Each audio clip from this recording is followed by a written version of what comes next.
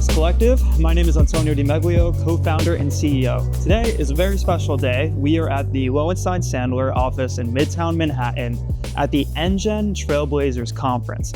Now, this conference brings together leading university entrepreneurs. However, there are also some absolutely insane mentors that are here to showcase their thoughts to the attendees. We've had the incredible pleasure of being able to connect with some today, including David Attermann. David, pleasure to have you here. Thank you kindly for taking the time to speak with us. Thanks for having me. All right, David, we were just speaking about the infrastructure movements within Web3. You know, everyone looks at the prices of the coins. Everyone looks at tokenization in a different way. But we were speaking about infrastructure. The rails of the internet are beginning to change. Tell me more about that. Infrastructure is very exciting category that everyone likes to talk about. No, I'm joking. but you know, so the issues with the infrastructure today aren't very apparent to people, even though we see hacks happening all the time with big databases such as all of our social security numbers. Our national infrastructure is actually currently infiltrated by China, which has been kind of announced. There's nothing we can do about it. AT&T just lost 200 million, customer records, and the list goes on and on. Health records. It's just, it's amazing that these breaches aren't headline news anymore. With the introduction of AI, it kind of compounds the problem. AI is very powerful, but it is not useful unless it has context. And so think of it like a personal assistant. They can't really do anything unless they have access to your information, be a proxy on your behalf to do stuff, have access to your assets to buy and be helpful, have access to your health, your health information to give you, good insights on what you should be doing. And so when more and more of that sensitive data goes into the cloud, it becomes more and more vulnerable. Usually it stays on your phone, I actually put it over there, but with AI, it can't all happen on your phone. It will need to go to the cloud, and the public cloud is broken, as I said. And so what blockchain can bring to the table, and what we've been investing in and so excited about in this industry for a very long time, and now we're seeing adoption, which is actually really exciting. We can get to that, but what I call blockchain orchestrated data networks. And so it's basically, it's a very similar structure to the internet. You have servers, you have, all of the middleware in between to send the data across. But the key differentiation is that it's managed and orchestrated by smart contracts. Why does that matter? You don't have a company that you can hack and then gain access to everyone's information. And so we call it a single point of failure. This is how every data breach happens, is that once you break in, either a phishing, you get someone's credentials and you log in, or you hack in remotely. Once you get in, you get everyone's information. With these networks, sure, you can take my private key and access it, but you only get my data, my assets, and that kind of limits the damage. And so, as I said, it's an issue now. People should care more, but with AI, and as it's introduced to more and more of our day-to-day life, it becomes even more apparent that we need something different. Certainly need something different. I think also, as you were mentioning, the attitude surrounding data breaches has to change, right? This is the fundamental information that belies our economy, right? This even includes social security numbers, right? It's astonishing to think. And I think that honestly, a lot of people in, the generation that has grown up with tech all the time feels like we have no privacy, right? I know that I feel like I have no privacy. I am honestly not surprised. I wouldn't even think that it's crazy. I've been wired, I think, to think that it is not crazy that almost all of my credit card numbers and my name and the CVC and my zip code are all online somewhere, and somebody somewhere has it, and it is just up to them to choose whether they want to hurt me today or not, right? But it doesn't have to be that way, right? And I'm interested in this concept more about how the Web3 ecosystem can kind of create a broader sense of security. Utilizing the word Web3 and security in the same sentence to some may feel like an oxymoron, right? And that's a bit tough, which is another problem, a branding problem that, Web3 generally and Web3 infrastructure, I think, can actually help solve. I'm interested though in the context of who becomes the customer here, right? Like, is it the US government that is inclined to test out these technologies and then ensure through regulation that they're being utilized?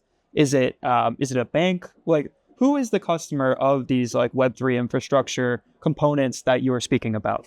So we can start with the government, because I think that that it is that education at the highest level is really important. People don't understand that this technology exists today and it's working today.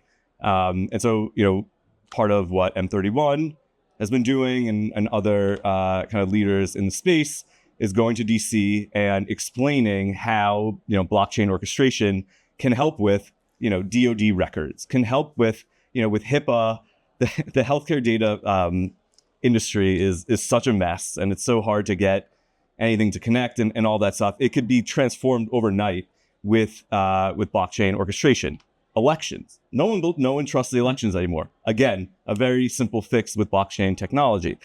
The problem is no one really knows that. And it's really hard going around to different businesses and getting them to change. The easier thing is to convince Congress, convince the government that this is beneficial, that this is much more secure, and then have it mandated down. And so that's happening a lot with financial services. We hope there was news about the elections in New York State, I think yesterday.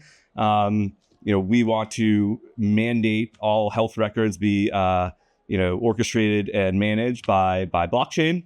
And so, that's probably the easiest route to kind of, meaningful traction. And I'm interested in the concept. So you're a VC, right? Yes. You're a VC, you're not a founder. There's certainly the concept that an interesting component here is that the way that you're speaking, it almost sounds like you're a founder in this space, right? I see the kind of passion for this very specific Web3 infrastructure component, and this strategy, right, of even going to Congress and creating information campaigns. These are things that all companies do, by the way. This is not weird. In case you think what David is saying is strange or weird, it is not. This is just the way that the system works. I went to law school and spent a year as a congressional fellow. I have been pitched by many people, and I understand what that was like. So I'm interested in this concept more of like the role of a VC in the context of how this can work, because I honestly, maybe it's changing with this administration. In the context of maybe them being more willing to work with VCs, given that there are a lot of VCs that are a part of the admin, or at least in some capacity. Can you just tell me more about how VC firms can get involved in this kind of like public advocacy process generally? Yeah, I mean, I think the big leaders in this space to date, a lot of them have been investors, and it's still we make a lot of noise for a small industry, but it's still very like immature. We don't have that much in capitalization. It's only a minor percentage of the overall programmer and engineer population out there. And so, there aren't a lot of people that know how to make change and know how to approach a government, approach an enterprise. And so that's where, a lot of the value add that we bring, M31, but also just other VCs, is kind of like, all right, we've all had past lives. I did a decade in traditional finance. We have people that have worked at hyperscale tech companies, and they kind of understand how this stuff works and what needs to get done in order to get us to where we want to be. And so I think it's kind of on us to help kind of get the industry there. And we're also stewards of our LP's capital, and so it's in their best interest as well. And it's as you said, this administration has been more open to learning, and actually we're seeing kind of roundtable conversations. We're seeing good faith conversations on what regulations should be in place, and so it's kind of just being proactive. And DC is actually having a lot of crypto conferences that you can kind of go to. You can reach out. There are a lot of pro crypto senators, representatives. From both sides of the aisle, by the way, and all across the nation. And so you can be proactive, but everyone kind of sees the people the people want crypto, right? I think it was 50% of all election donations were from the crypto industry. Pro crypto, obviously Trump, but also in the House and Senate, overwhelmingly won this cycle, and so clearly people want it, and so now it's on kind of the politicians to make that happen, or else they'll lose their seat. And so just being proactive and figuring out ways that are actually productive, not just like shilling a meme coin, but saying, hey, like, this is broken. This product right here can fix it today, and here's how it works. I think that is valuable, and how you get to an interesting outcome. It's a very fascinating conversation, honestly. I mean, the concept, I love the intersection of policy, tech, and VC. That is, I would love for our business here to actually engage in that more. It's not, I oftentimes do not get to speak with someone who's so well-versed and just frankly shows an interest in this. I think sometimes tech founders, especially even tech founders at the earliest stage, have the concept of tuning out the rest of the world. And I think that it is tough sometimes to not tune out the rest of the world when you're a founder. You're focused so much on the business that you're building. You're focused so much on your customers. And it feels like the rest of the world is kind of just happening while you're in your own mini world that you created for yourself. And because you created it for yourself, you can't really get, you can't get beyond it. You're stuck there. However, there's such an advantage, I think, to being aware. And, a student founder, it's going to be tough for a student founder to be able to influence, public advocacy, especially at the federal level. However, at the local level, I think that there's some things that could happen there, even at the state level, depending on what state you're in. State governments, everybody overlooks state governments. I've done another interview where I talked a lot about state governments. Everybody overlooks the impact that state governments can have. You mentioned elections before, right? Like, elections through the U.S. Constitution are to be run by the states, right? Which is why each state has different rules surrounding like voter ID and the time that you can vote. And if you've seen Curb Your Enthusiasm, whether you can have water online. And so, I think that there's a concept here of like getting involved in public advocacy that, a lot of founders stray away from, but could be something that's really interesting and also could benefit your business. My first business, this is going to be a weird one, but my first business was actually, we were early to the whole sustainable straw movement. We were like one of two made in the US paper straws. We were in college at the time. It was nuts, blew up really fast. But even we were able to go to the New York City hearing against like plastic straws. I'm aware, you don't need to like beat me up for this. I'm aware it's not as big of an issue as we all thought it was, but back in 2018, it was, something that we really felt was important. Still is somewhat important, but in the context of the long game, I digress. But thank you for bringing this up. I think it was actually really, really interesting to be able to connect on this importance of policy. And in Web3, it just represents emerging technology, right? I think you can replace everything that you said. Every time you said Web3, you could replace it with emerging technologies generally. Yep. You could replace Web3 with AI and everything that you said, and it would be the same thing. 100%. Right? And encouraging public dialogue between the public sector and the private sector, certainly important. This was fantastic. Thank you so much for your time today. Where can people find out more about you? Are you actively, seeking deal flow, taking pitches? Where's the firm at? Could we kind of close out that way? Yeah, you can find me on X. First time I call it that. AtterX _ so ATTERX _. I'm pretty, for better or for worse, pretty active on Twitter. So, my DMs are open, always looking to collaborate on research, on investments, on, here startups.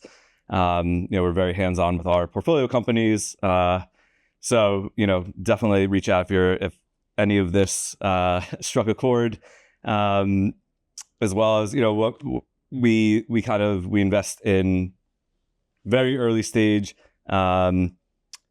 blockchain, but, I would like to, it's basically all emergent tech. So, AI, it's all very related. Quantum, they have their own buzzwords and they have their own kind of communities, but at the end of the day, they all do work together and they're all disrupting, very big industries and just ways of thinking. And so, we've definitely expanded into a lot of different areas that, have that same fringe type feel to it, where we feel there's a huge opportunity. Awesome. Amazing. Thank you so much for your time today. I really, really appreciate it. That's all.